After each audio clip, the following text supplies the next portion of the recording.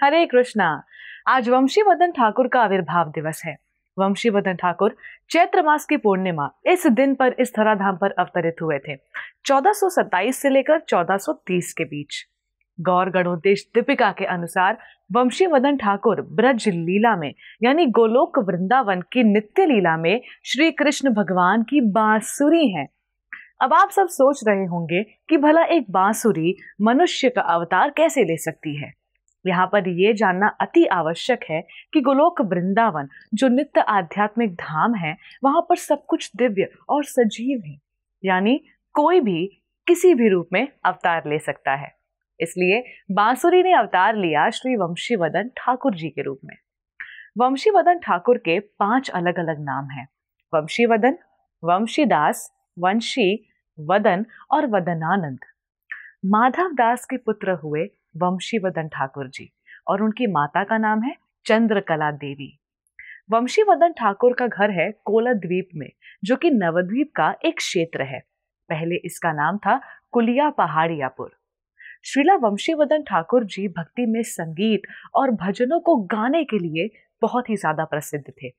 जब चैतन्य महाप्रभु जी जगन्नाथपुरी से वापस आ रहे थे, तो कुलिया से गुजरते हुए वे 7 दिनों के लिए माधव दास जी के घर पर रुके थे और सभी कोलद्वीप वालों को उन्होंने अपना आशीर्वाद दिया था।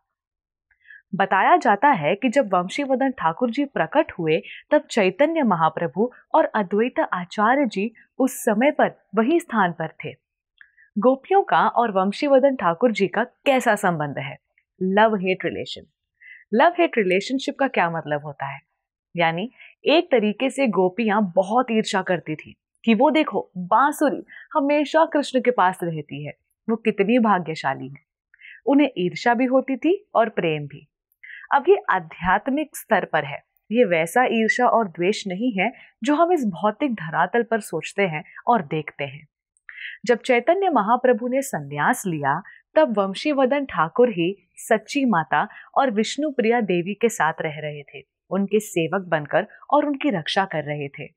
जब श्रीनिवास आचार्य जी नवद्वीप आए चैतन्य महाप्रभु के परिवार से मिलने के लिए, और जब श्री वंशीवदन ठाकुर जी ने श्रीनिवास आचार्य जी को देखा, तो वे तुरंत समझ गए कि ये श्रीनिवास आचार्य है। उन्होंने उन्हें गले से लगा लिया और अपने अश्रुओं से उनके पूरे शरीर को धोया। श्रीनिवास आचार्य जी वंशीवदन ठाकुर को दंडवत करना चाहते थे, लेकिन वंशीवदन ठाकुर ने उन्हें दंडवत बिल्कुल भी करने नहीं दिया। श्रीला वंशीवदन ठाकुर जी गृहस्थ आश्रम में रह रहे थे। उनके 2 पुत्र हुए, चैतन्य दास और नित्यानंद दास। श्रीला वंशीवदन ठाकुर जी ने जिन विग्रह की पूजा की थी, उनका नाम है प्राण वल्लभ। अपने विग्रह प्राण वल्लभ के साथ अपने पूर्वजों के गोपीनाथ जी के विग्रह की भी उन्होंने सेवा की थी। चैतन्य महाप्रभु जी माधव दास और वंशीवदन ठाकुर से बहुत बहुत प्रेम करते थे।